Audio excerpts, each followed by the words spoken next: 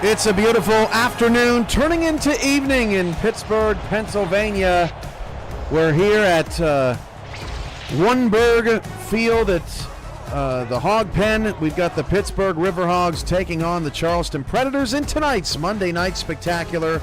Along with Charles Doherty, I am Cameron Irvine, Luke Schreiner, and Ron Haynes on stats. Chris Curtis, Tyler Falk back at headquarters for halftime and postgame. Our full crew is here and ready to go for tonight's big matchup. These two teams very familiar with one another, Charles, and can't wait to see what they both dish out here on a cloudy Monday night in Pittsburgh.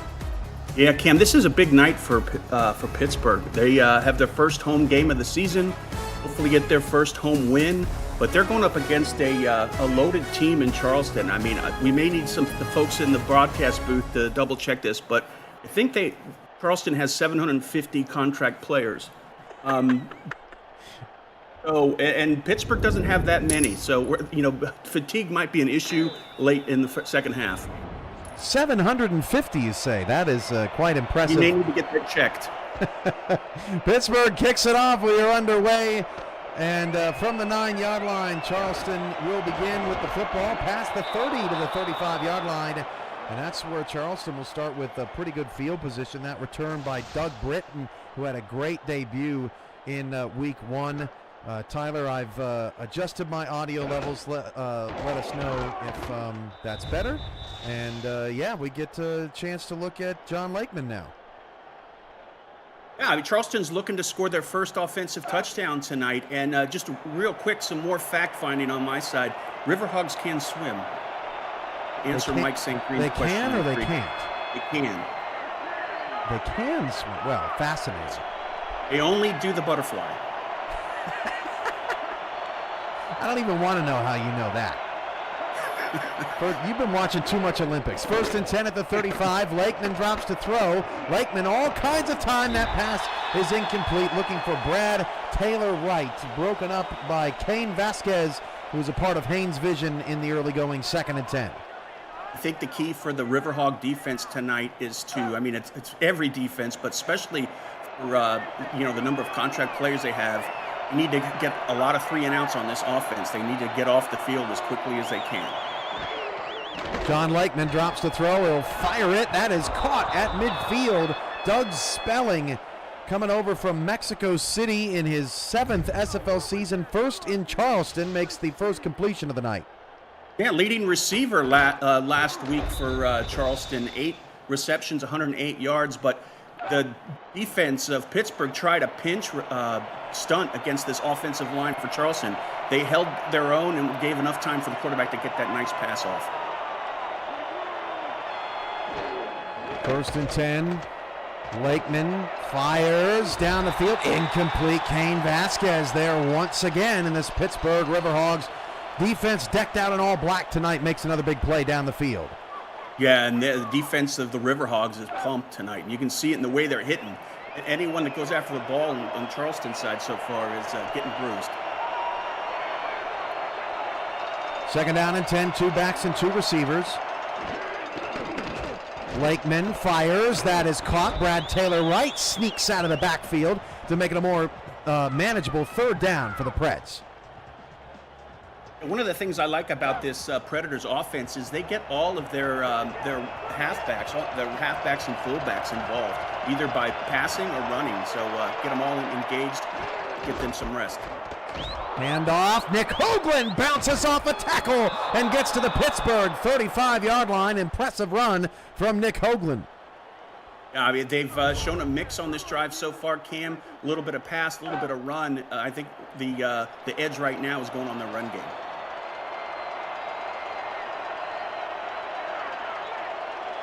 8.5 to go in the first. This is a solid opening drive here for Charleston, as that's Ian Francis with the carry in his 3rd SFL season. Former wide receiver, now tailback. It's 7.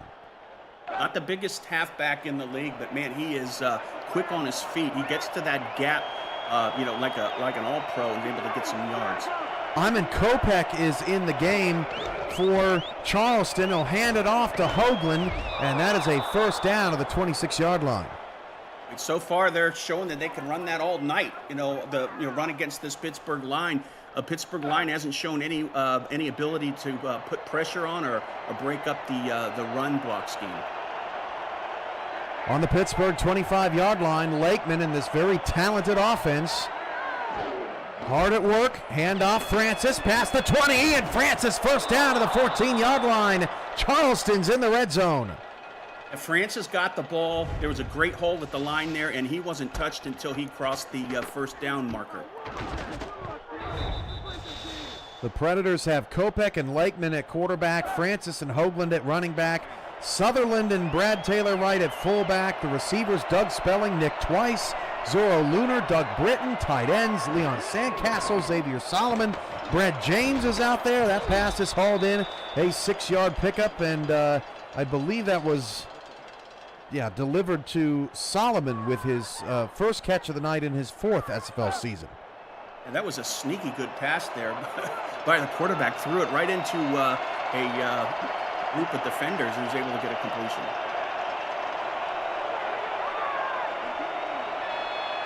Second down and 4. This is Sandcastle in motion. A near 4-minute opening drive here for the Predators against this loud Riverhogs fan base. Ian Francis untouched. Touchdown, Charleston. Their first offensive touchdown of the season, and they go up 6-0. Yeah, great run by the fullback there, Ian Francis. But you got to give credit as well to the blocking of Sutherland, the fullback, able to set the edge there and gave a couple options for the running back to take.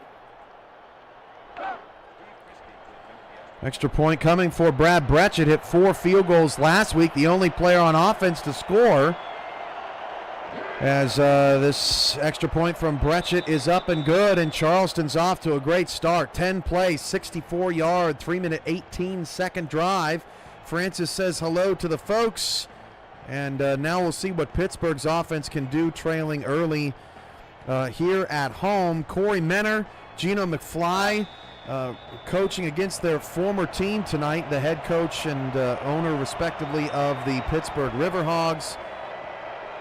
And lots of interconnections with this team, including J.W. Hartshorn, who's the coach in Charleston, but actually was the head coach for Pittsburgh in the minor league. So a lot of intertwined staffs on these two squads trying to make their own go at it in the SFL.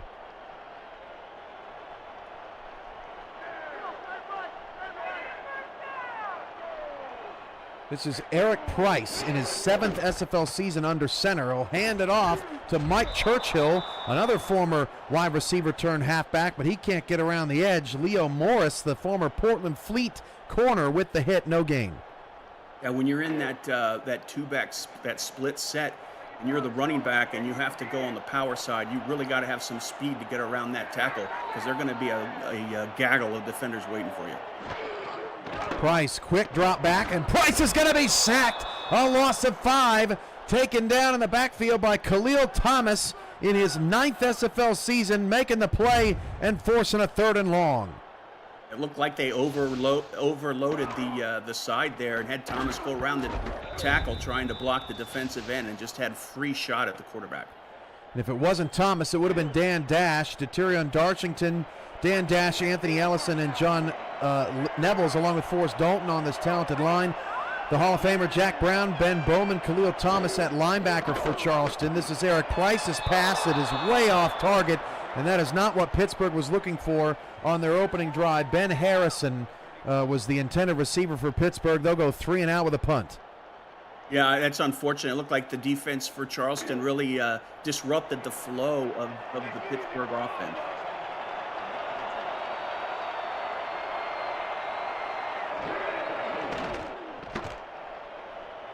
Punt is away. Charleston's going to end up with good field position just past midfield. And that is brought back by Doug Britton into Pittsburgh territory, the 43-yard line. You know, the Charleston Predators are trying to improve to 2-0 for the first time since their inaugural season, season 10, when they were the Indy Red Devils, Charles, and that was many, many moons ago when player progression was just beginning. So they'd love to get this W here tonight on the road. Definitely win against some of their old colleagues as well as get that 2-game winning streak going. 1st and 10 of the Pittsburgh 43. The Riverhawks defense going to have to stand tall. Lakeman back to pass against a blitz. He'll fire at that. Is caught off the shoelaces of Doug Britton in his red shoes. Makes a catch for 10 and a first down. But I mean, I don't hate that defense called for Pittsburgh. I think they have to be aggressive. Maybe more so than most teams. They just got to figure out a way to keep the quarterback for Charleston, either quarterback, on their heels, guessing where the blitz is coming from. 5:10 to go in the first. Lakeman, who's off to a 4 for 6 start, fires down the field. That's incomplete. Looking for Spelling, 2nd down. You don't have to touch the quarterback, Cam. You just, once the quarterback starts hearing your thundering hooves, it can throw him off and throw off the whole flow of the play. Didn't mean to say you got hooves. That was just the first analogy that came to my head. 2nd down and 10. As Lakeman will fire it short. That pass is caught for a 3-yard gain, and it'll bring up 3rd and 7. That's Spelling again, who's been heavily targeted so far tonight. A big 3rd down here for Pittsburgh. I like their play calling so far. Let's see if they dial it up and maybe try and put some more pressure on the quarterback. 3rd down and 7. As Lakeman drops a throw, he's sacked, and he may have been sacked out of field goal range as well. Brought down in the backfield by, that's an off-the-streeter. Roy Atia with the sack. I butchered that name. Sorry, maybe I did family. too, who knows. I'll go with your pronunciation every day. And that is going to force a punt, so that was a huge sack in the backfield for Pittsburgh. And their defense will get off the field. I like the way they mixed it up, Cam. They, with the pressure, and then they'd settle back in man-to-man coverage, and just threw off the like we talked about Charleston on the last possession. The Pittsburgh defense threw off the flow of Charleston. So it's Eric Price along with Michael Brown, who is at quarterback, who may play some tonight for Pittsburgh. Mike Churchill, B.B. Belitz in the backfield. Cooper Allen at fullback.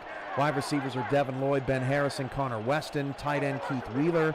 On the line, Rachel Minner, Taylor Minner, and Bruce White at guards and tackles. So we'll keep an eye out for them.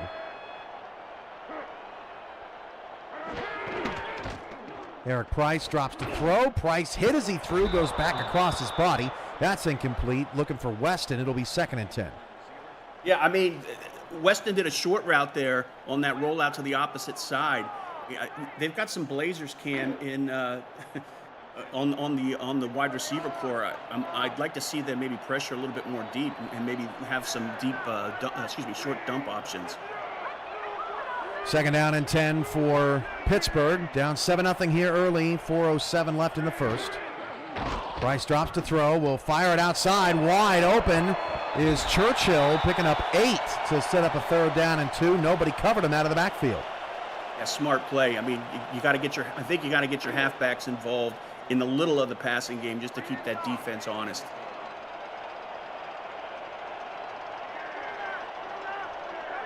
Third and 2.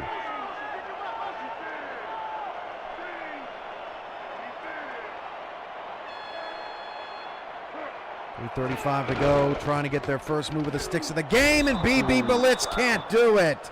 Wrapped up by the secondary that's so deep it flies off the page. John Stamengo at strong safety with the stop. Page 6, Cam. Go to page 6, 4th paragraph.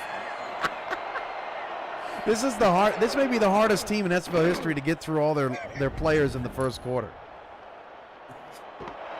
The punt is away. Back-to-back 3-and-outs for Pittsburgh. Not a strong start for this offense. The Riverhawks defense is thin. Butch Minner, Bubba Bruiser up front. 2 really good defensive tackles.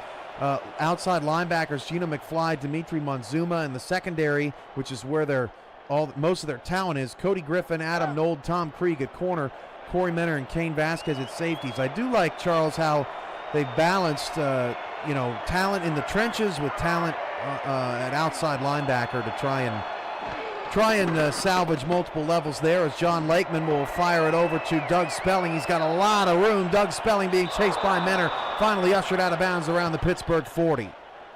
Yeah, it's a smart play. Short route run by Spelling.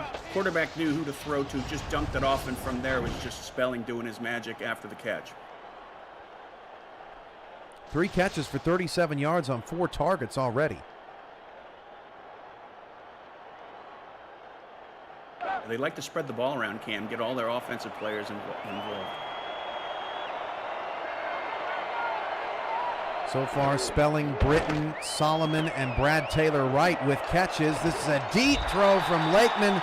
Looking down the field to Solomon. Could not make the play. And Kane Vasquez there again with the hit.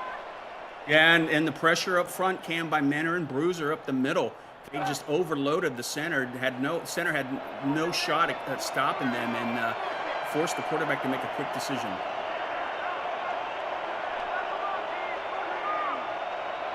Second and 10.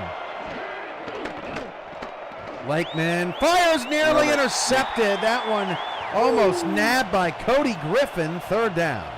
I love this aggressiveness by Pittsburgh. I mean, that's what you have to do. You can't sit back and let this deep roster of the Predators, kind of pick and choose what they want to run at you.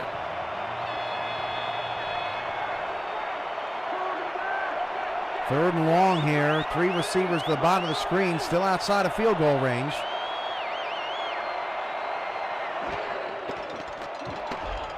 Lakeman incomplete, and that was Cody Griffin on the coverage of Nick Twice, his first target tonight. Pittsburgh's defense does it again. Their offense has to get him some help. Yeah, I mean, on the defensive line again, Roy Atay, I'm probably not pronouncing it right, did a brilliant move to the inside and got a clear shot at the quarterback, just enough to mess up the play, mess up the flow.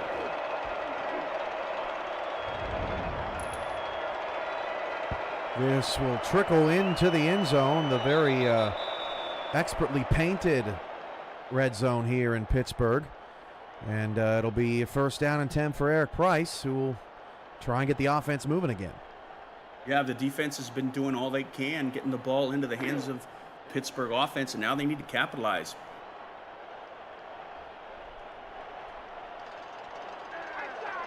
First and 10 of the 20. Hand off, Mike Churchill again trying to stretch it outside, and Charleston just got too much talent out there for that, a loss of 1. I mean, you have to have elite speed to be able to hit that on that sweep play.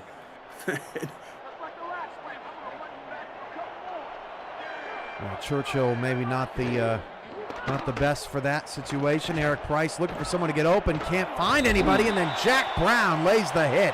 A 3-yard pickup only for number 8, and he'll have 8 to go for the first down. Pittsburgh trying to avoid their third straight 3 and out. Yeah, great coverage downfield. I mean, it was a smart decision to run, but man, you don't want to run anywhere near Jack Brown because he'll lay the hammer down. Third and 8. Eric Price got to take off and run again. Price in a foot race. He got it. Ooh, first down. What a play. Ooh, that was close, Cam. Looked like the football hit maybe just a little bit short. I don't know. It could be me. Dragged down by Forrest Dalton, and wow, that is close. And Charleston's going to challenge the spot of the ball. We should get a good look at this. Let's take a retroactive look at the play. Brought to you by Retroid. Get your SFL console, go retroid.com. So here we go. A big play here as Charleston's trying to get off the field again without giving up 10 yards. Let's see here. It's going to be hard to see at this angle. Hopefully they move it around. No, well. On that angle, he looks short. Bottom of his shoes looked really cool from this angle. Yeah. I think there's no doubt about it that he didn't get there. Yeah, let's see. If they agree. Yeah. Yeah, so Forrest Dalton with the great hustle play for the Predators will force Pittsburgh into yet another punt. Their third straight here, and the defense is saying, come on, please, guys. I tell you what, though, that wasn't a bad run by the quarterback. I mean, I didn't expect to get that far. I liked his quick decision-making. He looked downfield, he got out of there, he saw a lane, just forced Dalton made a better play.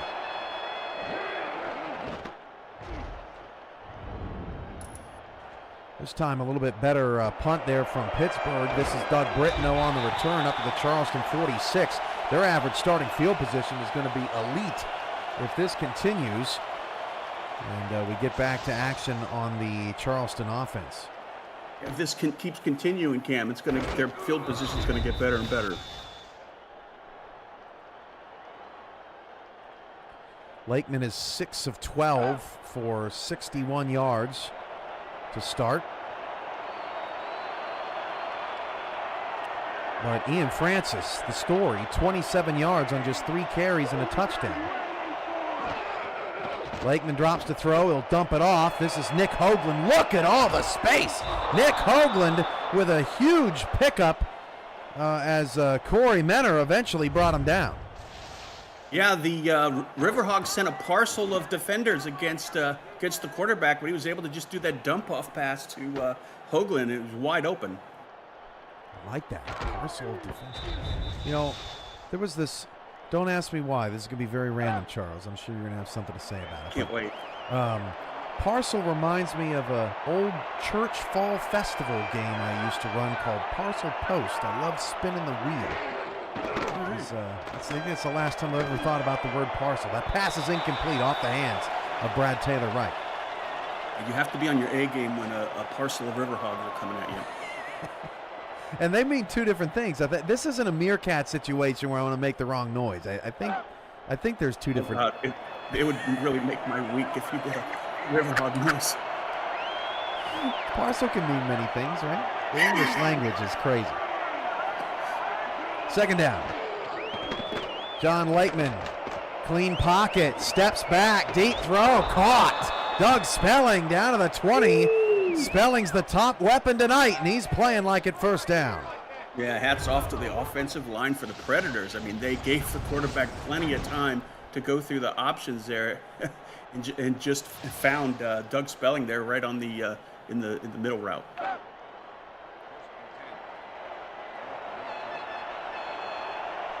Coming down to the end of the first quarter here in Pittsburgh.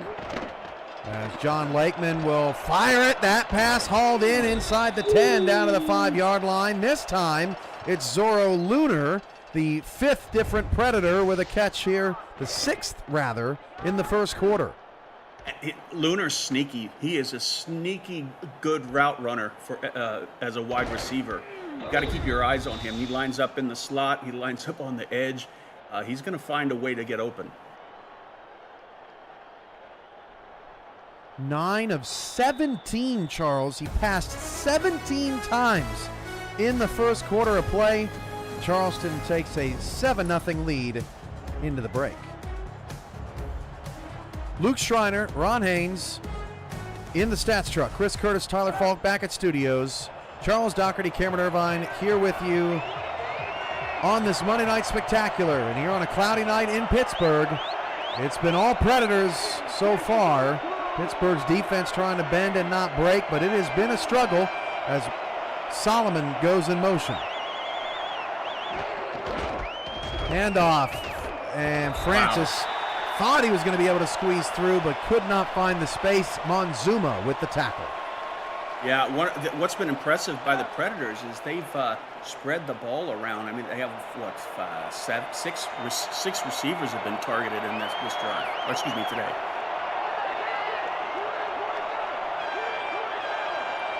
Second and goal. Pittsburgh's got almost everybody up in the box. They hand it off again, and again, Francis is crushed. That'll bring up third and goal.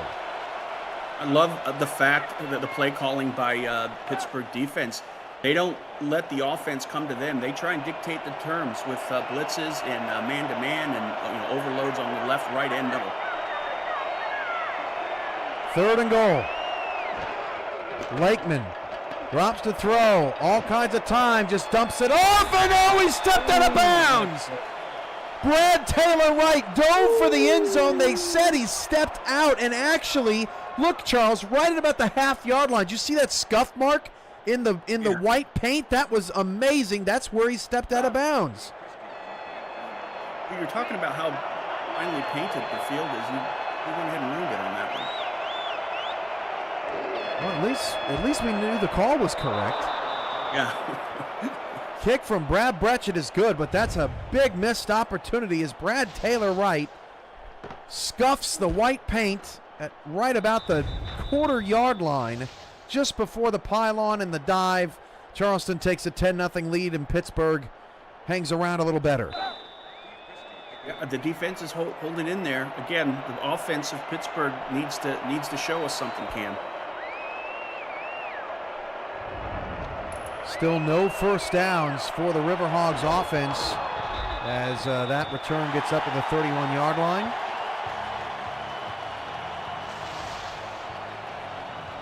And if you don't believe us, 10-0 in first down. I mean, Charleston, yes, that's the score, but it's also the first downs. It's really quite something how efficient they've been moving the football. They just don't have a ton of points to show for it. And the aggressive defense from Pittsburgh is keeping the points off the scoreboard as well.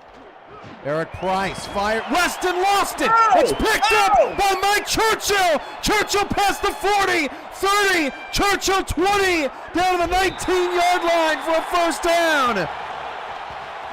That's a heads-up play. Holy smokes. That could have been disastrous for Pittsburgh. Yeah, it had possession, it looked like. Now does Charleston challenge that it was a fumble? Because if it's ruled an incompletion, it all goes away. Probably another worthy challenge. And there it is. Oh, Cam, I'd love to be on the sideline to hear Jacob yelling. Dude, Jacob's in his element. It's very overcast tonight here in Pittsburgh. So, I don't know, have you ever heard him yell? No, I don't think I have. I don't think he's a yeller, but he looked like he was, pretty hot on that play. On that challenge. I feel like his yell would be a careless whisper. He's a very soft-spoken individual. Careless whisper. You're on fire tonight, sir. I don't know what they're going to rule here, Charles. That's a tough call. The play stands. Ooh. Wow, Charleston has charged a timeout. They are out of challenges. Coach Clear can't believe it. I think both of his feet were down. He had the ball and made a move, and the ball came out. It was hit at that point. So, I mean, I don't think it was that questionable call. I think Jacob just wanted to yell.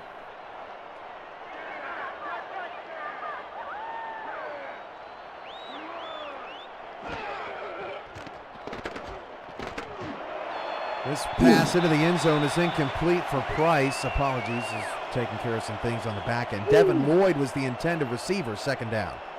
Yeah, that was almost an interception. Not threw it into two wide receivers that were in front of two defenders that were in front of the wide receiver.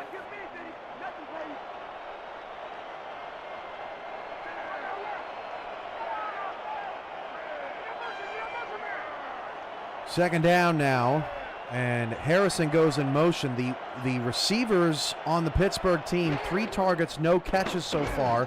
Price's pass is incomplete. Third down and 10. Wow. I mean, Cam, if it were me, I'd send their fast guys, Lloyd and Weston, in the end zone and dump it off short, and let the player do their magic after the catch. Third and 10, Price 2 for 5. Mike Churchill gets credit for, I guess, that fumble recovery for the scoop. Price to pass, and it's incomplete. So, wow, crazy turn of events, Charles. Pittsburgh gets their first and only first down of the game on a challenged and stood fumble recovery for about 60 yards for Mike Churchill, and it ends in a 35-yard field goal attempt. They needed that the ball to bounce in the right direction and get some points on the board. I mean, they're only down by 7, Cam, but if you look at the numbers, you'd think they'd be down by 3 or 4 scores. Right. They're hanging in there. Bintari's kick is good, 10-3. And Pittsburgh hanging around. That was a bonkers play. But like you said, good heads-up play by Mike Churchill. How did you pronounce the kicker's name? Antari? I just have a little fun, you know. Oh, you were testing me, weren't you? I don't think he's watching. Is he even alive anymore? Doug Britton on the carry of the 35-yard line. Listen, man, if you're not paying a sub, I don't have to pronounce your name. I can say it however I want, right? Antari. So I can mispronounce any of the non-signed players? I don't care anymore. It's season 23. You can do whatever you want. Oh, boy. Just opened up Pandora's box, my friend.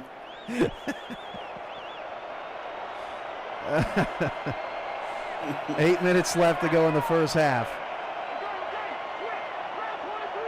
10-3 Charleston. They have dominated, but Pittsburgh gets a fluky fumble recovery, get down the field, and at least get some points on the board. This pass swung out to Nick Hoagland, and they are all kinds of open out of the backfield here in the first half, moving the sticks. Yeah, I love it. I mean, I think that that dump-off pass to the back out of the backfield, be it the fullback or the halfback, I think is going to pay some dividends for this Charleston offense. As aggressive as the Pittsburgh defense is tonight. There's Lakeman's numbers. It's just it's wild that he had 17 pass attempts in the opening quarter. That was his first of the second quarter. The handoff goes to Ian Francis, who's had a strong night. He gets 3 before Kane Vasquez is there again to scoop him up. 5 solo tackles for Kane in 13 minutes. Ooh. Yeah, I mean, the Pittsburgh defense has got to. They haven't stopped being aggressive here, but again, it's going to. We're going to see a toll on them if they're able to. If they're going to have to stay out there and handle these long drives by Charleston. Hoagland, not much room to go, and that was a good push up front, pushing back Leroy James. Didn't get a chance to talk about Charleston's offensive line. DeBrickashaw, Molyneux, Perrin Ibarra, Leroy James, Finley James, and I'm not good at Roman numerals, Charles. Jamarcus Lamarcus 17? The 17th? Yes. Wow. That's a big old family tree out there. You know, I think this was they've had their first sack against their quarterback this season. Talking about the offensive line. I hate to rain on the accolades, but yeah, from a couple drives ago, right? Yeah, it was. I was waiting to see what you were going to do with it. It's Roy, attaboy. Fun is away. Pittsburgh is bowing up here. They'll have poor field position, but their offense can resume action from their 14-yard line. 6:28 to go in the first half, and Pittsburgh down just 3, giving their fans something to cheer about here. Defense has played quite well. I mean, if they keep that Statue of Liberty play in the playbook, I think they'll be doing all right. It's like a hook and ladder, just the ball hit the ground, I guess. That's a Statue of Liberty. I may be wrong. Eric Price threw it outside. It actually had Mike Churchill out there with some open space, but overthrew him. He was facing a lot of pressure second down. Yeah, threw over the wrong shoulder. If he would have got a connection there, we would have been looking at a pretty decent gain, if not a first down. Price 2 for 8, but for 61 yards. Devin Lloyd. Line. Say again? I don't know if I've seen that this season. That 3-3 down lineman. Yeah, that is a wacky look, and they come at him, and that pass is hauled in and pick up a 5 to Devin Lloyd. They are forcing. I like what they're doing, Charles, because they're forcing the ball out of Eric Price's hands early, so guys like Devin Lloyd and Connor Weston can't beat him over the top. Hey, I think it would have been in the quarterback's realm to either call a timeout or an audible on that formation. 3rd and 5, Price got away. Eric Price moves the change to the 29-yard line as he sneaks his way through the Garden Center for a first down. Hey, he did a little swivel there too, Cam, coming out of the backfield right there. I don't know if he needed to do that, but it sure looked good on film.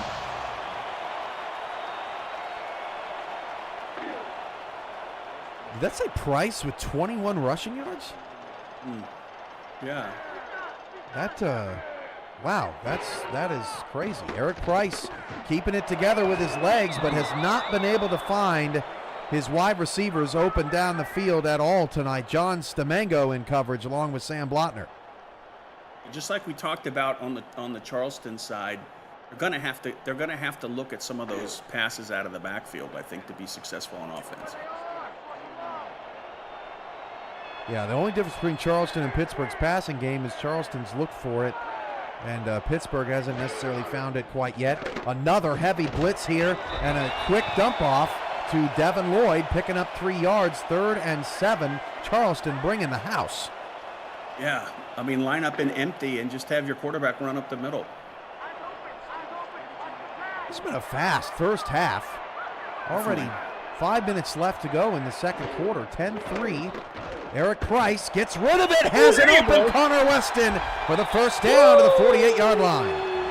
God, one of the fastest players in the SFL. We talked about his speed all night long. Great hands as well. He's a leader on the field in receptions and yards, and also got a touchdown last week as well. Wrapped up by Jacob Clear. We didn't get to the secondary earlier. J.W. Hartshorn, Brandon Ewing, Leo Morris, Ryan Cook at corners. Matt Ryan, Sam Blotner at the free safety position, Jacob Clear, John Stamengo at the strong safety position. We haven't mentioned Matt Ryan's name just yet, but he did have a big play last week in Chicago. Split backs in the backfield for Pittsburgh. Price, again with pressure. This time the offensive line does a great job, and Devin Lloyd got crushed by Jacob Clear and didn't hold on to it second down. Yeah, I think it was smart pre-snap. They put Lloyd in motion down at the bottom of the screen, and that route he was wide open right off at the line of scrimmage.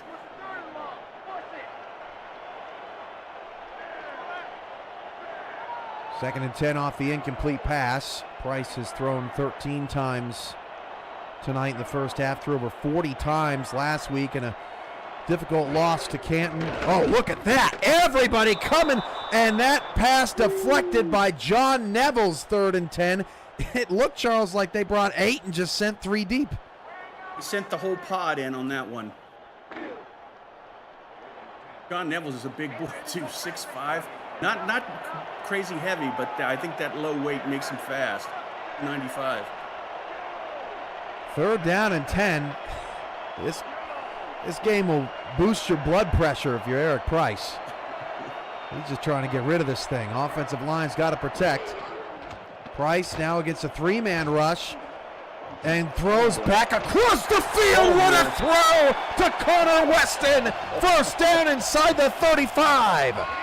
That was the pass of the night, going against all fundamentals, running against the grain and throwing it over to the other side of the field. Oh my gosh! Wow. Eric Price is a talented quarterback. He played in Queen City, played in Vegas much of his career, played a season in Denver even. As that pass dumped off to BB, Belitz picks up 7 on the play. But Price kind of a journeyman since Vegas folded up shop, Charles, but may find a home here in Pittsburgh if he keeps making throws like that. Yeah, definitely. I mean, that right there was a highlight reel. 2nd and 3, 3:45 to go in the first half. Heavy set here. They'll give it off to Mike Churchill, and the big bruising back gets a first down to the 20. That's what you need. And they're mixing it up here a little bit, Cam. Little runs up the middle, some passes out of the backfield, and they're in striking distance. In the first quarter, the total yardage was 140 to 13 in favor of Charleston as that pass is caught by Keith Wheeler. In the second quarter, it's completely flipped, 118 to 19 in favor of Pittsburgh. There you go. Send some deep routes, let the tight end just, sneak into the middle, and it's money. First down, and they're knocking at the door. They've taken a lot of time up in this second quarter as well. This is a current 12-play, 65-yard drive. It's the longest drive of either team tonight. First and goal at the 8. Sending fullback Cooper Allen in motion. Toss that way to Churchill. Block. Churchill almost got into the end zone down to the 2-yard line. Woo! Kendall Simones did a great block there on the edge. Great lane for the running back to get in. I thought he was going to get in the end zone.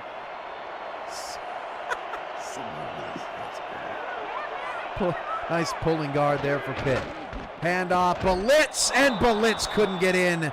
Lost a yard, no gain. Belitz had a nice week last week against Canton, but so far Charleston all over him. Yeah, I'm curious to see what they're going to run here on 3rd and goal.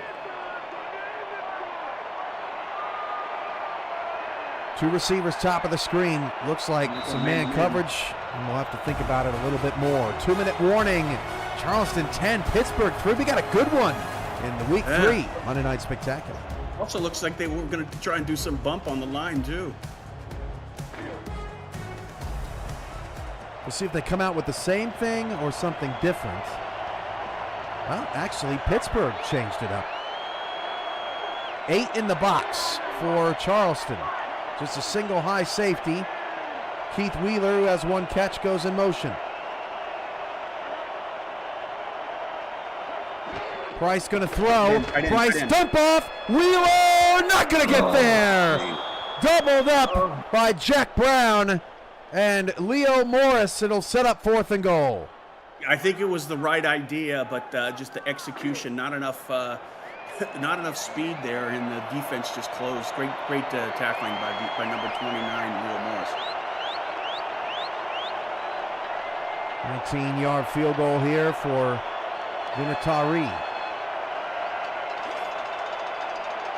And they're taking a lot of time off the clock. They don't want to give Charleston another opportunity. The Predators have 2 timeouts after they lost one on a failed challenge that resulted in Pittsburgh's last field goal. And that kick was nearing the right upright, but it's good. 16-play, 84-yard, 5-minute, 11-second drive for the Riverhogs.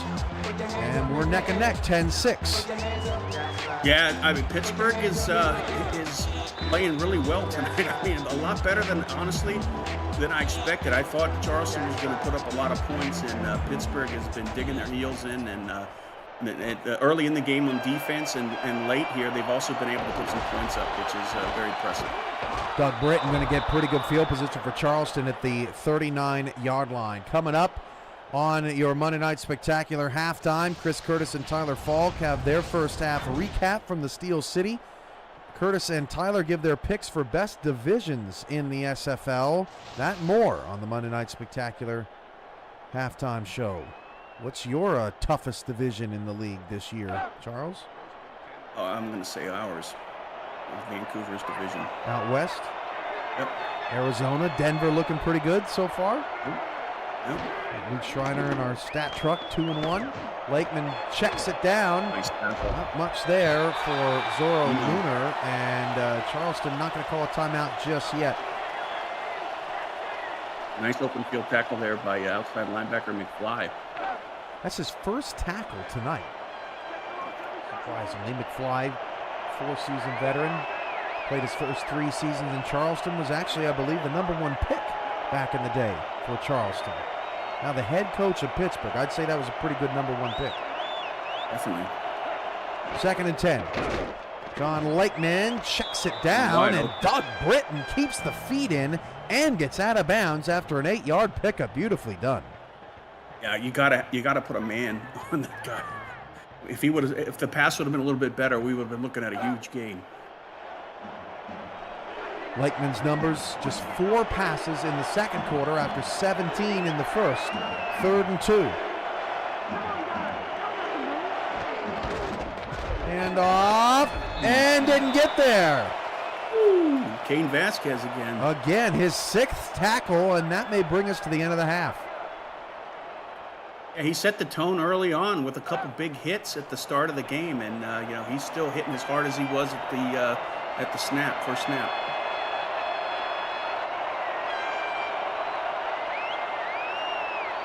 Well, hopefully Chris Curtis's camera's all well and good as we get ready for the halftime report. Charleston's not even going to punt this thing. And we hit the break. Well, Pittsburgh's covering that 13.5-point spread. They're down just 4, making a game of it with Charleston 10-6 at the break. Charles, your thoughts on the first half? I mean, hats off to the Riverhogs. I mean, they're down here, but they've been hanging in. Started off with a great defensive game plan by the Riverhogs. They were aggressive. Didn't get a lot of sacks, but got the first sack on Charleston this season. But they've been pressuring the quarterback, making him make quick decisions, quick reads, and it could be a lot worse than 10. They started the game early, keeping the team, the Riverhogs, in it, and eventually the offense started catching up, put a couple points on the board. Let's see what kind of adjustments they make on both sides, but Riverhogs have a lot to be excited about. Ian Francis, our player of the half, with that touchdown, the only offensive touchdown of the game. Before we send it to Curtis and Tyler, a quick halftime break presented by Greg's GPT, and back to studios after that. We just pulled a full-size Taylor Swift helmet. Shout out to all our Swifties. Travis Kelce. This is a Giants Lawrence Taylor. Patrick Mahomes. Chad Johnson with the Ocho Cinco. We have a Drew Brees. Is that an O.J. Simpson jersey? An Aaron Rodgers. Oh my goodness. Tom Brady! Tom Brady!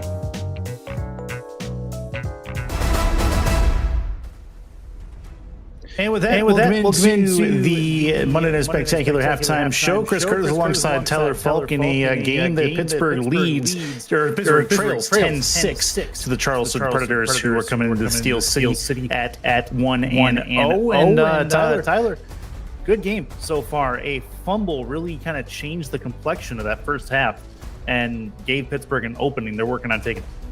Yeah, absolutely there, Curtis. And for a while, it seemed like Charleston had all the momentum coming in from week 2 and able to really maintain that momentum. But the second quarter, as Charles mentioned, it started to really shift in the favor of the Yinzer faithful, and only those who know.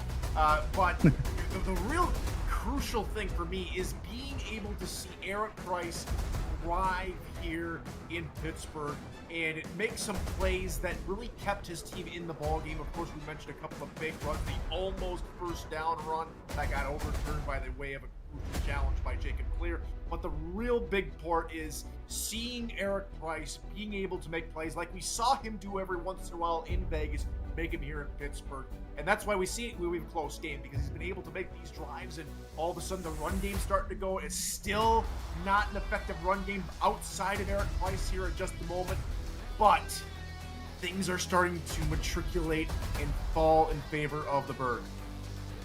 Yeah, you're right. And things are kind of feeling more like this game is on a bit of a seesaw at the moment. Pittsburgh currently 0-2, but they seem to be getting closer to the corner to turn rather than farther away. Charleston, on the other hand, they've played a very good couple of first games, had the bye in week 1, played a great game last week. They're doing really well in this first half this week on the road.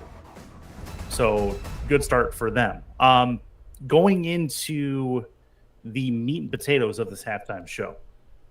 Currently, the East and South are the only divisions in the SFL where every team has a win.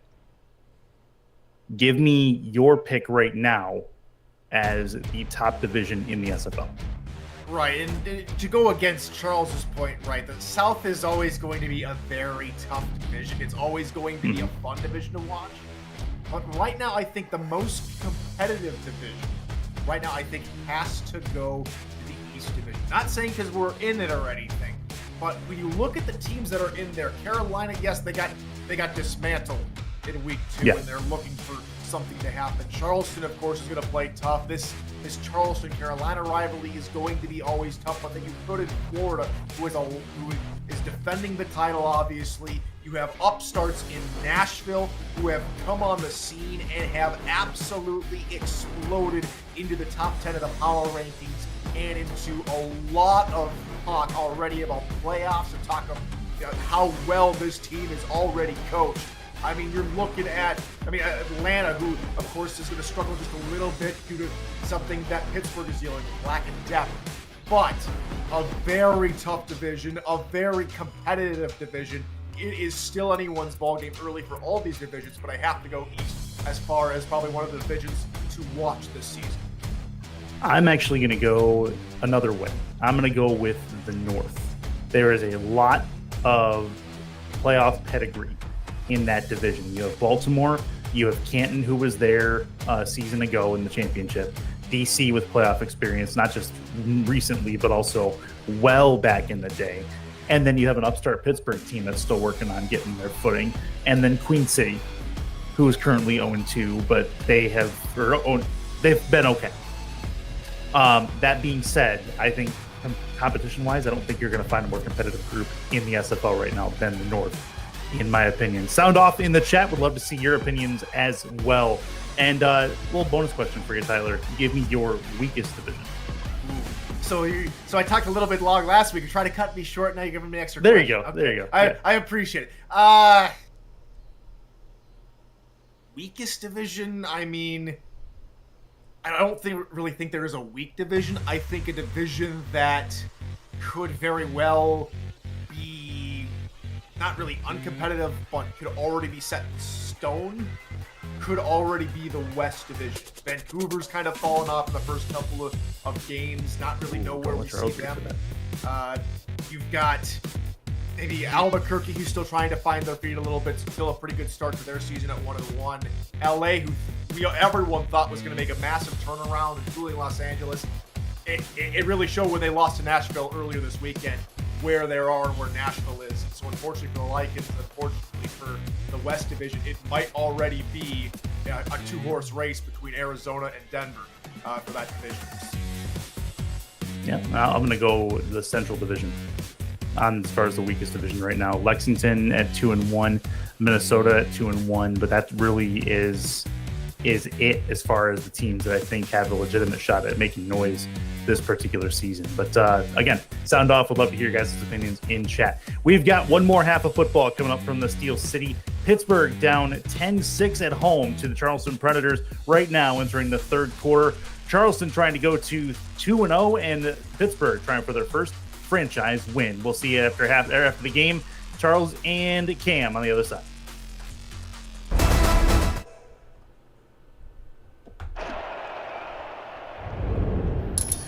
Thank you, Curtis. Thank you, Tyler.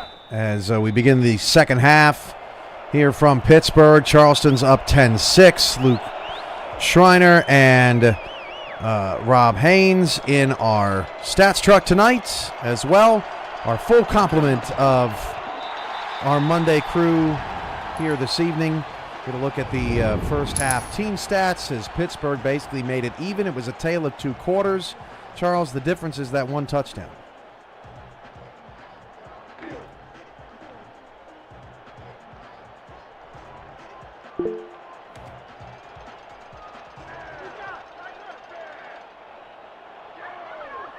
We have lost Charles Doherty. Our audio issues in this league continue to keep me up at night. Apologies. We'll work on that here in a little bit. 1st and 10 of the 29. They'll dump it off. That is Cooper Allen to start the first half, picking up 9 yards.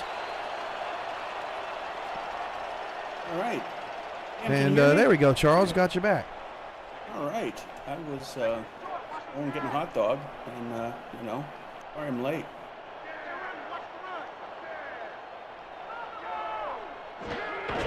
Those lines, they, home opener in Pittsburgh, they may have had a little bit more fans at the concession stands than expected. Mike Churchill gets a first down. Oh yeah, and the Yingling and the Iron City is flowing like water. I can't keep up with you tonight. It's one of the things I noticed. Look at halftime. Is the change in the Pittsburgh offense from the first quarter to the second. I'll talk about it after the snap. 1st and 10, 9 minutes to go in the third. And Eric Price drops to throw. He'll dump it off to BB Belitz. And Belitz picks up 7. Belitz and Allen out of the backfield so far. And to your point, Charles, they even look different here in the third quarter. A lot of diversity tonight. Yeah, I mean, it's like their total yards in the first quarter, 13. Second quarter, 136. Third down, 0 for 3 in the first and 3 for 5 in the second. So I think they figured out what they needed to do on offense. And let's just look at that great run as well. Mike Churchill with another first down for Pittsburgh. And the Riverhogs are rolling here to start the third. Yeah, I mean, and the blocking, too. I mean, the offensive line for the Riverhogs is on fire. They've been knocking the defenders off the line right at the snap.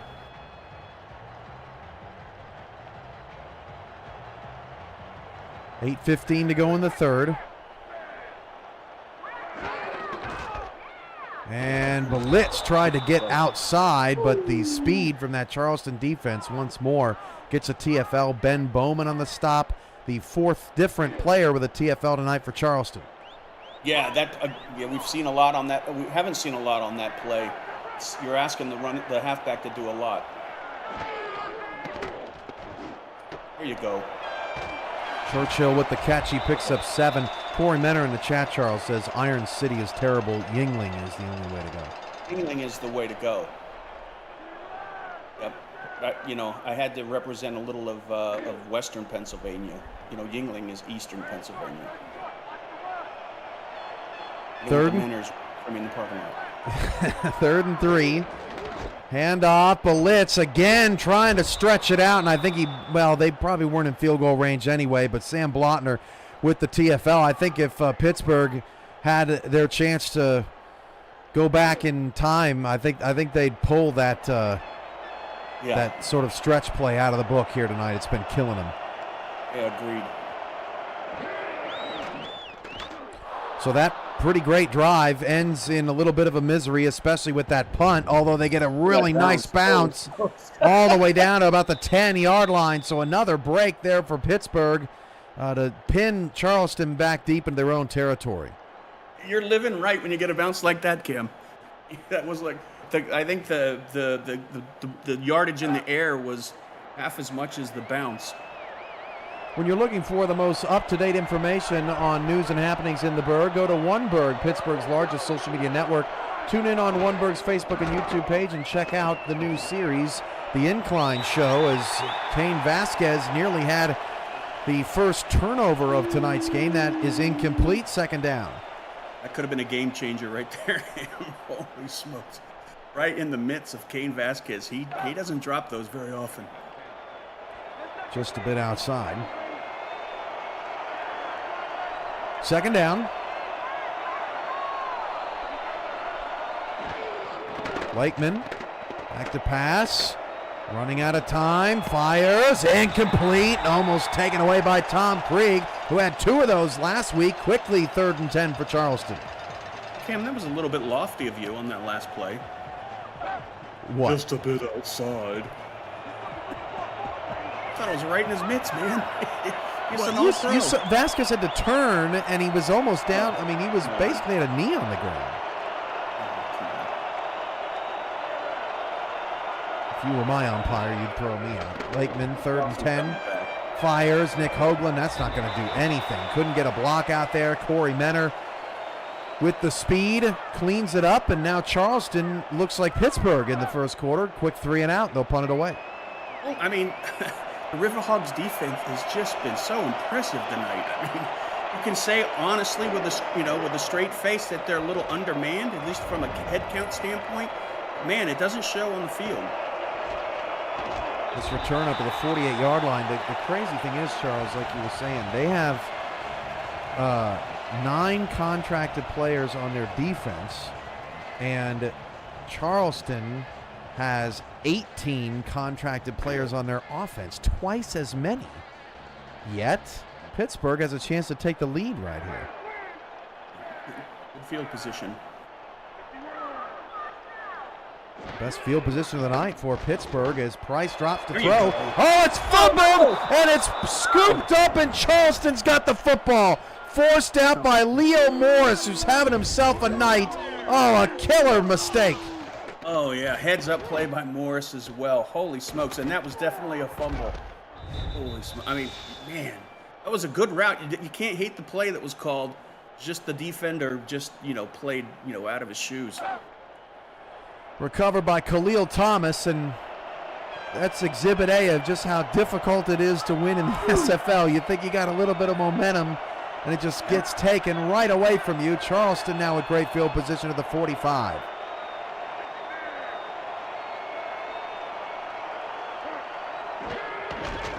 Handoff now. Hoagland will pick up 4. Hoagland tonight, 17 yards on 5 carries. Francis, 31 on 7. Yeah, I like the fact that Charleston's, trying to build on their running game. That's the way you want to get this defense of Pittsburgh tired. And the way to do that is just, hit them in the mouth. Second down and 6, already halfway through the third. Chat is lively tonight. We'd love to see that on a Monday. Kopech comes in and hands it off to the fullback. Terrell Sutherland's first carry of the night, and it picks up a first down. Pittsburgh wasn't ready. Yeah, beautiful call. Right up the middle. Wide open. No one touched him right after the line of scrimmage was the first time anyone got close to him. I mean, great play call. So Lakeman back in, 1st and 10. 2 receivers top of the screen. Pittsburgh's defense at it again. Trying to get the stop. Handoff Hoagland, and doesn't look as agile as he actually is. Picks up 6 yards. I mean, they've got something in that run game. If they stick to it, I think they could put a bunch of points on the board here in this half.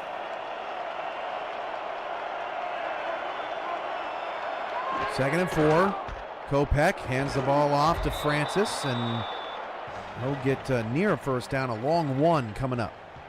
Yeah, but let's see if Pittsburgh dials it up again. They've been doing that all night. Perfect time for a sneak up the middle, I say.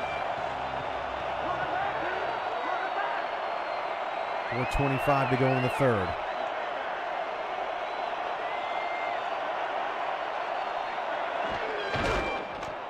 And Hoagland not going to get there. Then somebody's hurt. It's Nick Hoagland at the end of the play.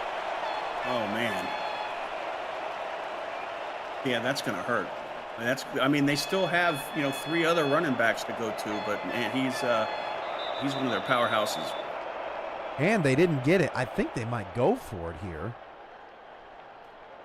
Brad Bretchett missed the by Cody Griffin. You can't let that play go without giving Griffin some props. Yeah, true. 4th and 1. They are going to go for it. Bretchett missed from 50 last week. So here we go. They'll hand it off to Ian Francis, and he got it. First down. Francis, patient in the backfield, Charles, found the hole and darted through for the first down. Yeah, patience is the right word. I mean, allow those offensive linemen to make the hole, and they certainly did. And we're looking at first down for Charleston. Lakeman to throw, fires, caught, Spelling, his 5th catch, more catches than anyone else in tonight's contest. Will set up 2nd and 3.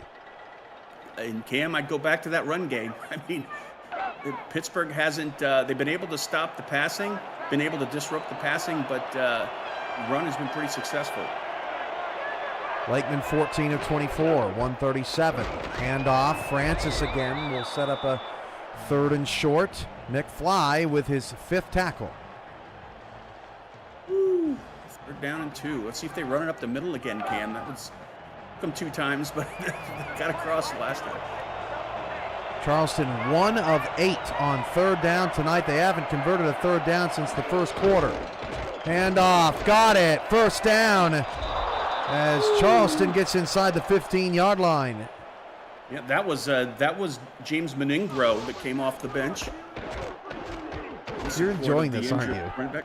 I'm sorry. We're breaking up a little bit. I like that you're having fun, though. It's good. Hey, you opened the door.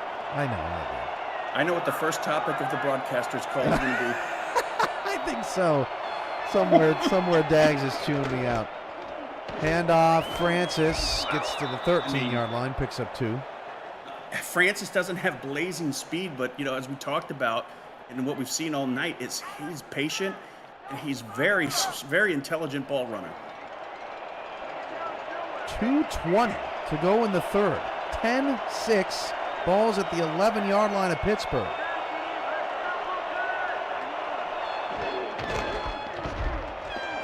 Handoff. Mungrove gets 3.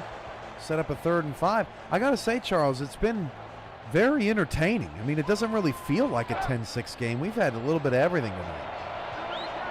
Yeah, very entertaining. And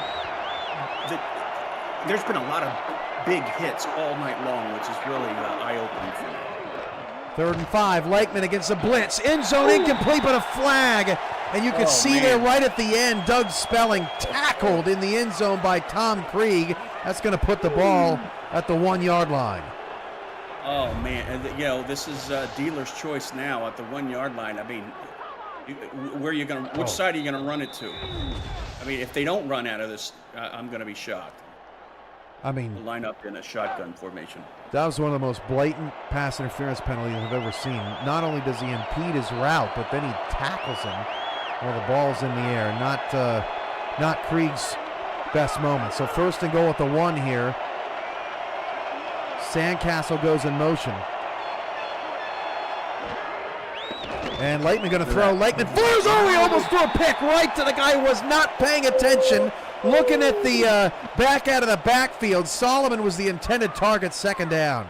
They send Sandcastle in motion, and he just does a swing route to the pylons, wide open. If he would have just turned his head, the quarterback just turned his head, we would have been looking at 6. 2nd and goal. Expect a run here. And off, and somehow a non-contracted player scores for Charleston. Yeah, another good run by Meningaro. with all the weapons they have, that is nuts, and Charleston goes up 10. Well, that tells you how good that offensive line is. True. When Meningaro could have a 100-yard game running behind those. Oh, so Brad Bretchett will kick the extra point, and now the pressure really swings to Pittsburgh's offense, Charles, because they have yet to get an offensive touchdown, and they didn't have an offensive touchdown in the first half last week against Canton either, and Connor Weston got free late in that one for a score. But yeah, another slow start for the offense. Now they're in a hole, and this will be a big drive coming up. Well, I mean, the last drive started out well. They just started to sputter as they got closer to field goal range. So hopefully they figured out what they need to, some changes they need to make. Maybe not run that sweep play so much, and might be looking at some points on the board.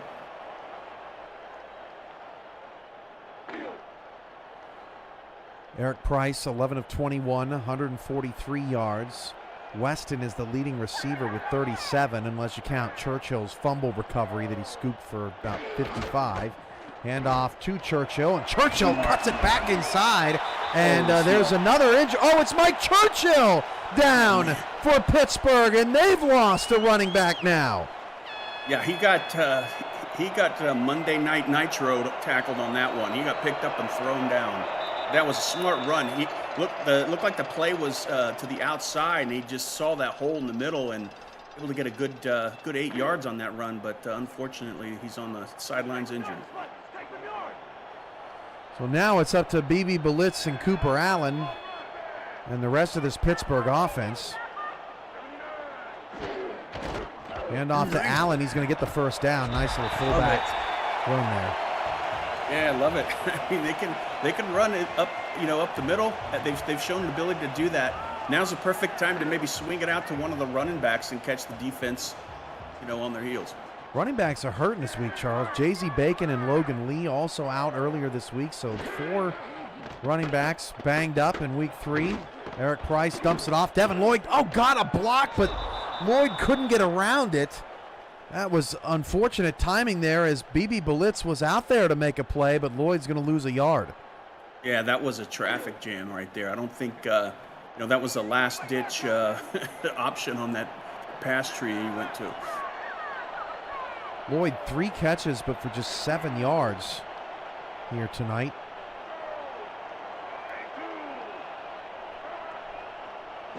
Second and 11, Price to throw. Price fires over the middle. That pass hauled in by Ben Harrison. His first catch on 3 targets will set up 3rd and 1. And Ben Bowman, the outside linebacker for Charleston, was all over him. I'm surprised he was able to get that reception. That's the end of the 3rd quarter. Charleston 17, Pittsburgh 6. We've got league rights, and we'll be right back. The Simulation Football League is intended for the private use of our audience. Any rebroadcast, retransmission, or account of the game without the express written consent of the league office is prohibited. My favorite part of the game, Cam. Yeah, he's something. Dulcet tones, dulcet tones. Hand off, Allen again, and they rule him short. I think you got to challenge that. No way. No way. Get the hanky out on that one. Matt Ryan with the stop, and there's There your you challenge. First of the game for Pittsburgh. Yeah. I mean, I would be shocked if you didn't give him the first down here. Let's take a retroactive look at the play presented by Retroid. Get your SFL console at GoRetroid.com. Thank you, J.W. Hartshorn, for the 4s, 12s, 68s, 86s, and 93s in chat.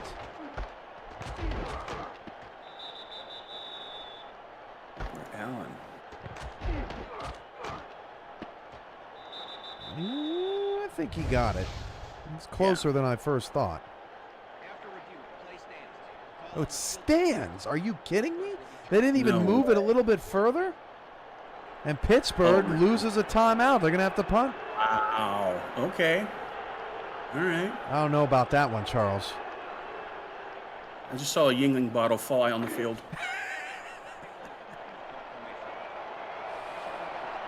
That's not good. 4th and inches. And Pittsburgh's defense going to have more pressure on them. Good punt, though. Britton down to the 19-yard line has to call for a fair catch. He's been pretty dynamic once again in the return game. Charleston's got the momentum now. Lakeman, 140 pass yards. They've got 72 rushing yards tonight as well. Pretty balanced. Yeah, and, you know, it's only 11 points, Cam, but the way this game is going, I mean, that's like, you know, somebody being down by 22 or more. Corey Minner in the chat. That's my bottle out on the field. I was going to mention it was one of the winners, but... Lakeman almost sacked. Oh, still got rid of it. I don't know how. Doug Spelling with the first down. It came out just a touch wobbly, but Doug able to haul it in. A great read by the quarterback as well. Had some pressure on the outside there by Monzuma, but it was able to hang in there and get a pass effective enough to make a completion. Look at Spelling. 6 catches, 79 yards. He is turning into one of the best weapons in the SFL. He's a big weapon, too. Lakeman, 3-man rush, fires, caught, Spelling again down to the Pittsburgh 41. He's taken over. He's like a speedy tight end out there at 6'6", 222. Just went on a fly route there, it looks like, and got through the seam of the zone, and another great pass by the quarterback. Now he's up to 104 yards on the night.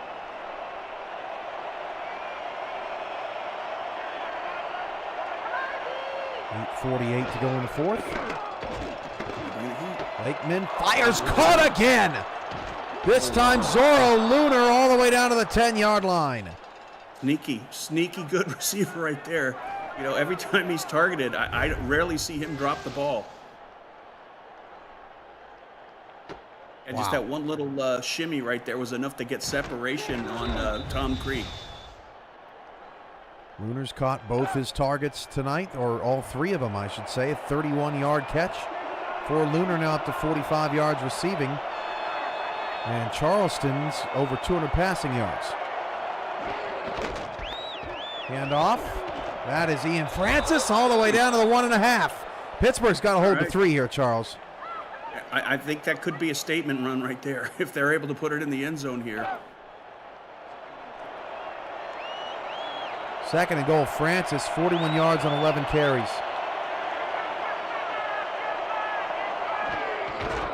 Hand off to the fullback, dove and didn't get it. Sutherland tried to get in, And both players sacrificed their bodies for that one. 3rd and goal. This is the play of the game right here.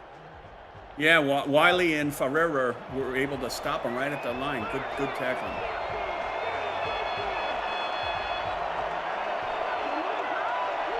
One grows in the backfield with Brad Taylor right. Solomon goes in motion. Can Pittsburgh get the stop? Hand off. You've got to be kidding me. He's got 2 tonight, and Charleston may have just put the dagger in. He could be, Manungaro could be MVP tonight, Cam. Of course. Why of all nights did I pick to just have a foolish game with you? What? I don't know what you're talking about. That was a really impressive run right there. I mean, that dive in the end zone by Manungaro. Oh my gosh. Hey, if you're not having fun in life, what are you doing? Right? 6-play, 82-yard drive. Charleston's up 24-6. And honestly, Charles, I'm a little shocked because Pittsburgh had all the momentum. They were up 10-6, and that fumble by Keith Wheeler that was forced by Leo Morris was a total game changer. Pittsburgh hasn't been the same since. Yeah, Jacob Clare was probably turning over water coolers, throwing chairs, whatever, just to get this team, pumped up, and it worked. Alex St. Green has called it quits. The old man is headed off to sleep. I hope he heard the River Hog update. Yeah, that they can swim, but just butterfly only. You won't give me credit on it. I'll just go to sleep. Well, it's not over till it's over. We'll see what Pittsburgh can put together on this next drive, one drive at a time. But right now, it looks like Charleston is paving their way to 2-0, which they haven't been in 7 years. A major accomplishment as Eric Price rolls out, picked up a block, and that's scooped in by Ben Harrison. His second catch just shy of the sticks. I didn't see a lot of that tonight. That was pretty effective. Oh my! Pittsburgh's challenging this spot. It kind of seems like a momentum killer, Charles. I don't get it. It's interesting. From way up here, it doesn't look like he got it. That may be a frustration challenge by Coach McFly because it just from that last one. I mean, that's a poor angle at it, but Charles, I don't think he had it. I would be shocked, but I was shocked at that last one. True. Well, now I don't think they're going to give him a first down here. Yeah, they didn't give him a first down. Now the refs are just toying with the Riverhogs because they moved the ball up about 2 inches and said they won the challenge. Now they're out of challenges, and they still didn't give them the first down. Yeah, you don't want to get Riverhogs angry. I don't even know what to do with that one. 7 minutes to go in the fourth. 2nd and 1. Handoff, blitz, and they got it anyway. First down. Keep the drive alive, but time's not their friend. They're going to have to be a little bit quicker on moving down the field here and putting some points up.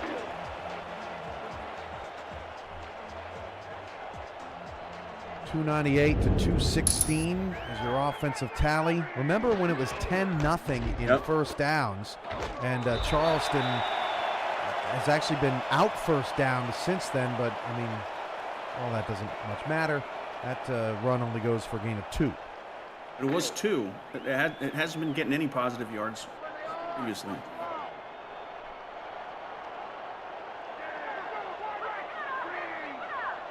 Second down and 8. Devin Lloyd again. This time he's able to turn it upfield and get 7. He previously had caught those little drag routes and was immediately tackled. I mean, I think that's something they can maybe not tonight, but in future games, is make use of Lloyd on those short little dump passes. I mean, he has got great break tackle levels, and he's faster than all get out. He can make good yard after catch. Oh, Blitz. Well, now they're giving him the first down. Remember, Charleston is out of challenges, so they can't overturn that. But that was a rough call too. Yeah, I mean, I'd start thinking about maybe hurrying things up a little bit there on offense. I mean, you can expect that. Oh my gosh, he fumbled again! Charleston recovers. Oh, say it ain't so! Another fumble from Pittsburgh. Their second turnover, both fumbles tonight. I mean, it was a good catch, and it looked like he had possession there, and Blotner just nailed it out of his hands. It was Keith Wheeler again. Well, I know what Wheeler's progressing this week. And both teams, Charles, are out of challenges, so nobody can do anything about it. Wow. So Lakeman takes over, and a dangerous throw is still caught by Doug Spelling, because why wouldn't it be? Yeah, I mean, that's rolling the dice, Cam. As successful they've been on their running game in the second half. So next week starts off Friday with Lexington at Bossier City, two teams that hailed from the minor league, and they'll kind of renew that rivalry as Ian Francis gets a first down and a lot more to keep the clock going. Atlanta's also at Motor City on Friday night as the V8s try and find their offense. And then Saturday, a Central Tilt gets us started. Nashville and Indianapolis, big game for the Ramblers as they try to shake off a 1-2 start. These 2-0 Charleston Predators will host the 2-0 Florida Storm, Charles, in a big Eastern Tilt. That is going to be must-see television as far as I'm concerned next Saturday. Yeah, I agree. It's going to be a great game, Cam. Before Louisiana goes to Minnesota, Denver at Houston in the nightcap of that Saturday slate. Kopech comes in, hands it off to Sutherland, who lost a yard. Sunday, Mexico City at Arizona. That's another must-see game. Two undefeated teams there as well. 2-0 versus 2-0. Albuquerque takes on Baltimore. Carolina's at L.A. and Chicago's at Pittsburgh. And O has got to go.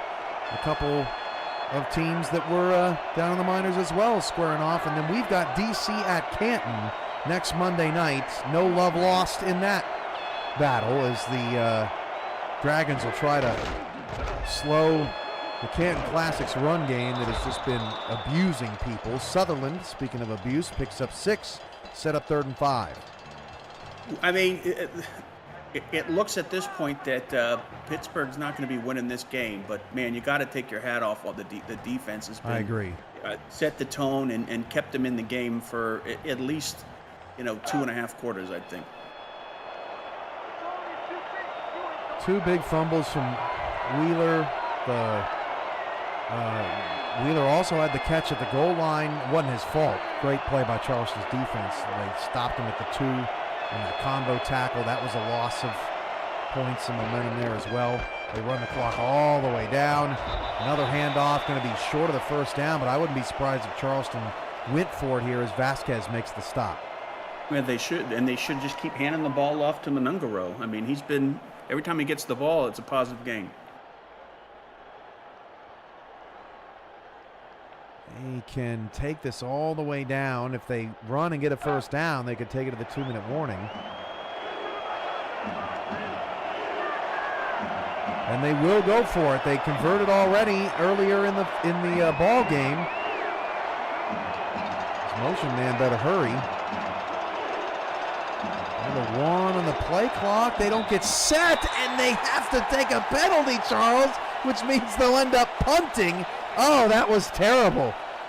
Well, unless they knew they were going to punt it and just wanted to keep time off the clock. That's true. And have a better angle for the punt. Yep, giving more room for their punter. That is very true. Still quite unusual. Added to the list tonight. You don't see that very often in this league. So Charleston will punt it away. Did they give their punter enough room?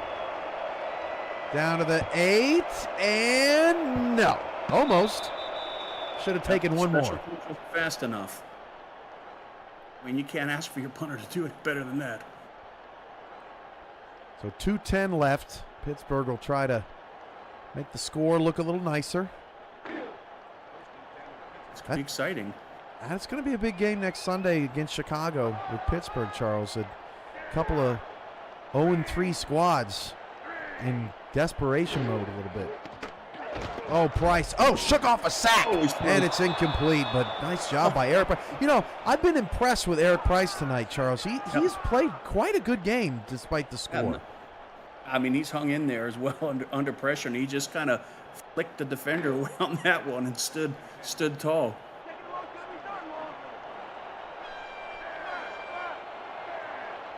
Second and 10. Charleston now will have beaten a pair of winless teams to start the season. Florida is next. That is a big one. Next week, Price's pass is overthrown, and I haven't seen that much tonight out of Price, but yeah, not looking good. Yeah, I mean, this is. I'm curious to see if Charleston just sits back at this point, or if they putting pressure on. 3rd and 10, only one sack tonight for Charleston, but they've got a lot of hits on Price, a lot of hurries as well. Price on 3rd and 10 this time. Connor Weston goes up and gets it at the 2-minute warning. Weston's been a little quiet tonight, but that'll take him near 50 yards. I mean, that's a solid catch right there. Broke right at the right point. I think had good awareness to where the markers were. Oh, I think he got the first, didn't he? Yep, sure did. 2 minutes left here in Pittsburgh.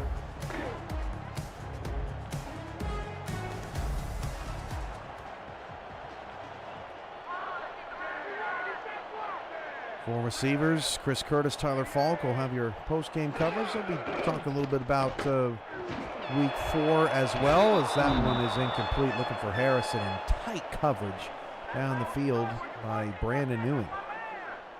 Yeah, and then just gave a little extra, gravy on top of that at the end of the play. Charles, in both our spectaculars to start the season, we've had some really close games that kind of got away from us in the second half, but I'm excited about the level of competition and talent we've seen in the SFL through 3 weeks, as that was Ewing again making a nice play late.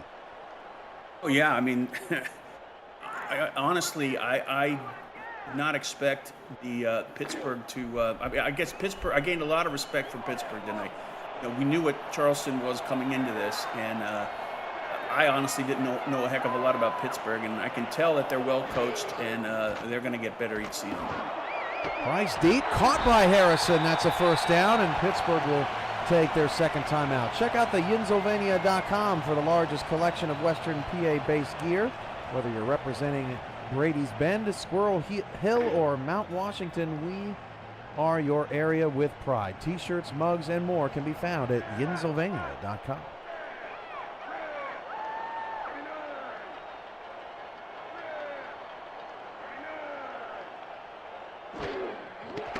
Price again down to, it's picked off Brandon Ewing. Wow, they were going after him hard on this last drive, and he makes them pay. That was a brilliant pick. Was that his second? No. Now, that's the first interception of the game for Eric Price. Yeah.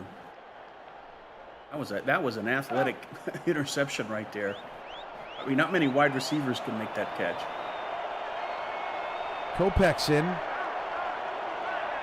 No kneel downs just yet for Charleston. It'd be crazy if Kopech called an audible and threw there. Kind of half wanted him to do it. Hands it off to Sutherland, his 5th carry. And Pittsburgh burns their last timeout. Ooh. Yeah, I mean, Charleston has got. It's great. They're going to go 2-0 here and keep the streak going. They've got a tough schedule coming up. Charleston has never finished 3-0, or started 3-0 rather, in franchise history. 2-0 is the best they've gotten to. They're going to get to 2-0 here in the first time in the Charleston era. Yeah, that game's going to mean a lot to them. Last season they played Florida in week 1, took them to overtime. It was an exciting game, so they got a lot to prove this upcoming week. And then they've got the next 2 games at home. Florida, we talked about Denver, and then they go to Houston. And wow, none of those are easy. Denver's playing well. Houston's playing well. 3rd and 4. And instead of trying to get the first down, they're not going to be able to run out the clock. They'll just take the knee and burn as much clock as they can. Pittsburgh get the ball back with about 10 seconds left. Wow. I mean, this is not. I mean, I'm exhausted after this game. I mean, I thought this was going to go to the end of last play of the game, but man, Charleston really made the right adjustments at halftime and control here. But man, this is a fun game to watch. Yeah, they really did. The fumbles just killed momentum for Pittsburgh in the second half, but they still played a pretty great game. It's tough sledding as new teams in the league. Nashville probably the exception, not the rule right now, as that ball is caught, fielded, and put down at the 27-yard line. That is Jacob Clear on the tackle. 13 seconds, no timeouts. Who's your player of the game, Charles? Well, I would say players that are getting money. I would say. I would probably give it to maybe Ian Francis, I think. I mean, or Lakeman. I think it's a tie between both of those. Lakeman doesn't have any touchdowns or interceptions, but he had a pretty good game. But Francis did what he needed to do when he was given the ball. So, I mean, maybe I'd give both of them the ball. Yeah, that's a tough one. I mean, this team is extremely well balanced. I liked what I saw out of Leo Morris tonight. I mean, I don't know if it's game ball worthy, but he did, he had the forced fumble. He played strong in the secondary, but yeah, I mean, Ian Francis was pretty impressive. Anytime you can go 5 yards a carry in this league, that's impressive. But we may need to rethink it because that pick 6 with 3 seconds left from Matt Ryan is going to make this just a cascade of mistakes in the second half for Pittsburgh to make the score look much worse than it actually was. Yeah, it does not indicate the level of play on the field. But man, I mean, Charleston, we talked about it at the beginning of the game. Charleston is deep. I mean, one man goes down, there's 5 men behind him. So, they're not tired at the end of the fourth quarter where most teams are, sucking the oxygen tank at the sideline. Man, and Charles, if you had the under, that is brutal. It was 30 at an over-under of 35.5, and with 3 seconds left, a pick 6 hits the over. Wow, that is gambling crush right there. Well, I mean, Cam, you can say it's kind of a rite of passage of being a coach in this league.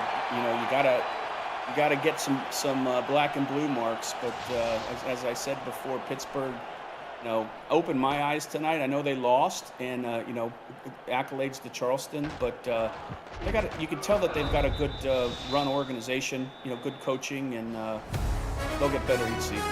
And guess what, Charles? In 2 games to start the season, Charleston's defense has not given up a touchdown, and they've scored 2 of their own. 31-6. Charleston's defense outscoring opponents' offenses 14-0. There's your final stats. Again, a much closer game than maybe the final score indicated. 3 touchdowns in the red zone on 4 attempts. Look at the balance. 30 pass plays, 32 run plays. Their average field position ended up their own 35-yard line. 14 points off of 4 Pittsburgh turnovers. Tyler Falk and Chris Curtis have our post game to preview week 4 and get you set up for Friday night and more coming up right here on the Monday Night Spectacular post game. For Luke Schreiner, Ron Haynes, Charles Doherty, I'm Cameron Irvine. Let's send it back over to the boys.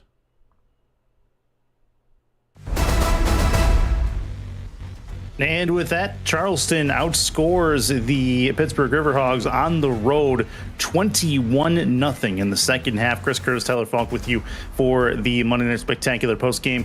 And Tyler, Charleston put pedal to the metal and they just win. That defense looks scary right now. They're playing really well. Especially after the game-ending pick six from Mr. Ryan. I mean, it's just... Any relation?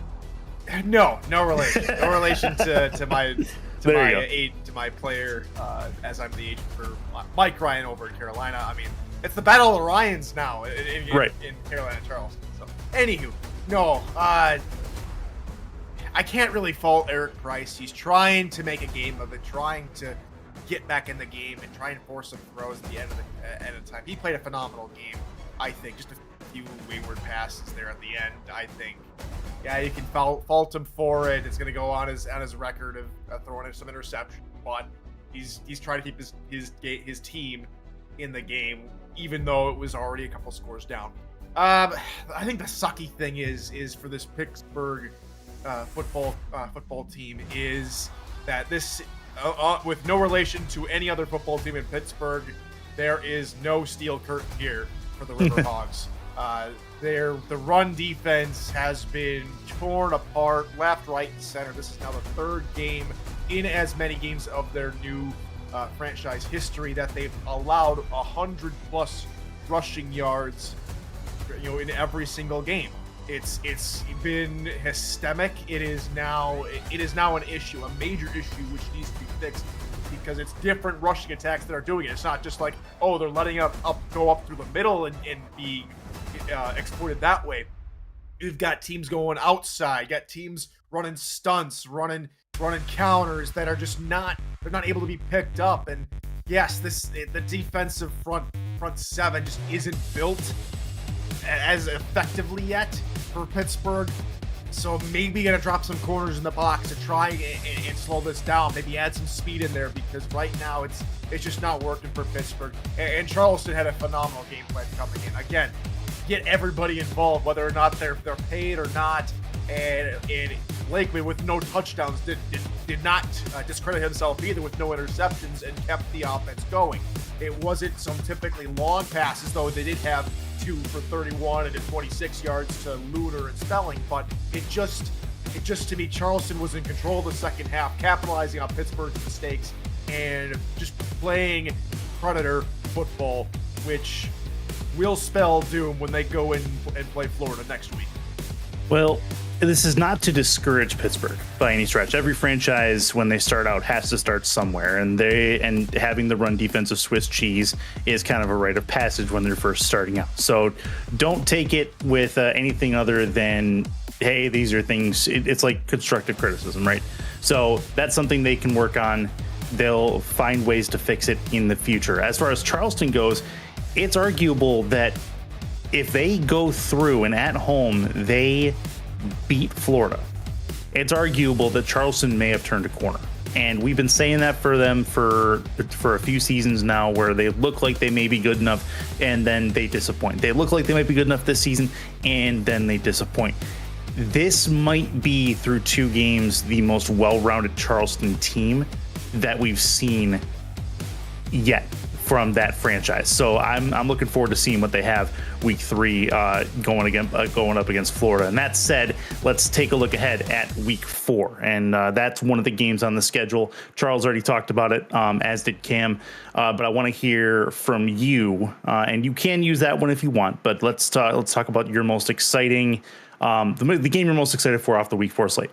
That is going to be the most exciting game on Saturday, but we cannot overlook Sunday's slate, and the start of that slate being Mexico City and Arizona. Arizona just whooped on Arizona and Mexico City. Now maybe they have turned a corner. Another team which we thought, oh, they're starting to come up, maybe start to rebound a little bit. Had a below 500 season 2 seasons ago, back to 6-6, looking for playoff success, and now they've started to get the wheels turning. Now they're starting to really develop things. And how about this test? A West Division foe in Arizona, who are looking for themselves to maybe push themselves into maybe a West Division title, while Mexico City maybe they have resurged themselves into the topic of, are we one of the best South Division teams again? Can we finally take this Tex-Mex Louisiana division back for ourselves for the first time in quite some time? I think that is another phenomenal game